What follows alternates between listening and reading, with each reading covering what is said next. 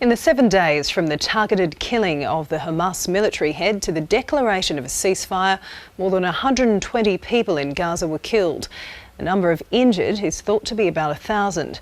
But with the ceasefire less than a week old, friends and relatives of the dead and injured are already focused on the future. SBS reporter Luke Waters and cameraman Jeff Kell visited Gaza to see how communities are responding.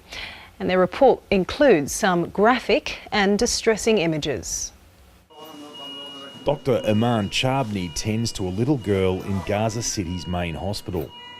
He's pretty confident she'll pull through, unlike many of the 1,250 patients admitted during the attacks. This ward is littered with semi-conscious bombing victims. In some ways, they're the lucky ones, with at least a chance to recover. Unspeakable injuries and maiming have been the norm here for a fortnight. Shrapnels or the body or fracture, or brain matter out. A lot of cases, brain matter out or without head. Mohammed Absoria thought he would die when a rocket hit his Gaza City home. Fortunately for him and his 7 children, he woke up here.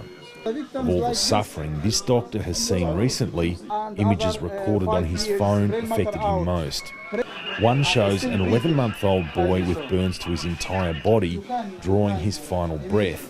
Another, a 5-year-old girl with brain hemorrhaging. How do you feel? I cried. It was a near miss for these shopkeepers whose businesses are across the road from a Palestinian ministry building which was levelled in an early assault. Amazingly, no one was killed. Salah Ajulo was 20 metres away when the bombs hit. He says he heard aeroplanes, explosions, and then struggled to breathe as smoke engulfed the shopping precinct.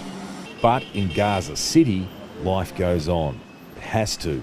And some remain defiant. In spite of all this bombing, we say we are victorious. We win the battle. Why? Because we are still in our land.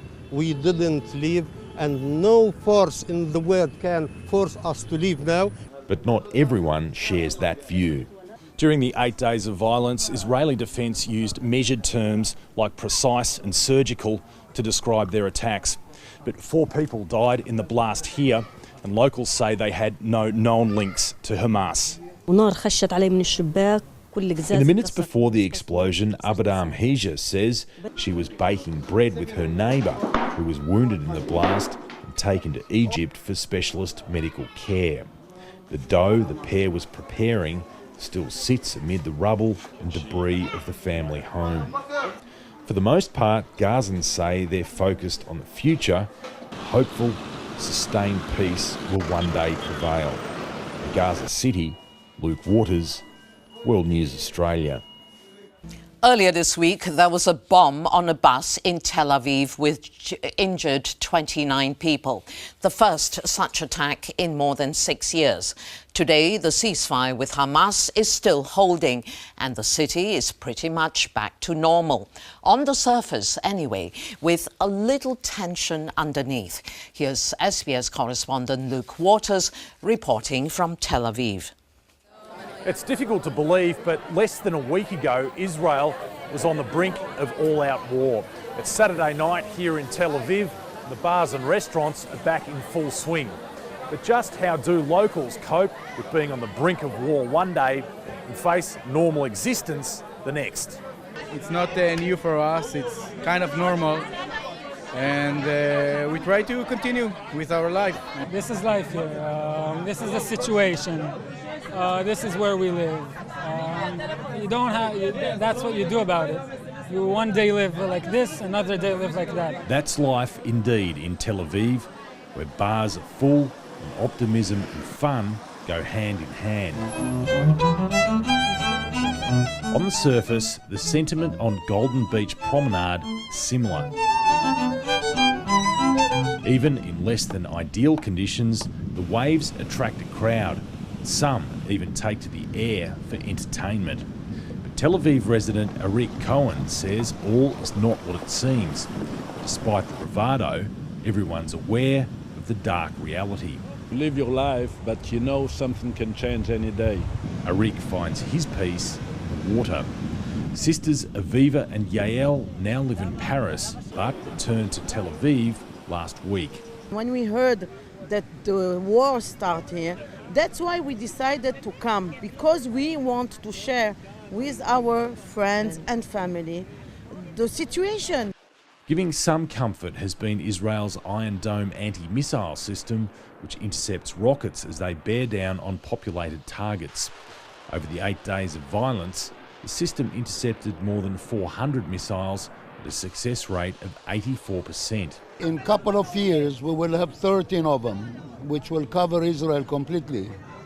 And then Iran will not be a problem, which they are today. And with more modern weapons from Libya and Sudan now making their way to Gaza, the range and accuracy of the enemy's arsenal has improved. But as this badly damaged building shows, the system certainly isn't infallible. And of the 16% of rockets that did get through, one fell here at Rishon LeZion. It's the fourth biggest city in Israel and only 15 kilometres from central Tel Aviv. Big boom. I live in. What is new here, that is the first time that some missile arrived to this area. We are not scared.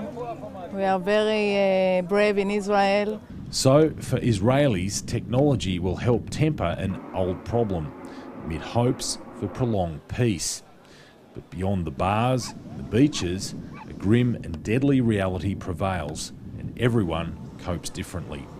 It's like you're in another world when you're in the water. So yeah, it's definitely a good escape. But ultimately, the hope of a peaceful solution remains the ideal outcome. In Israel, Luke Waters, World News Australia.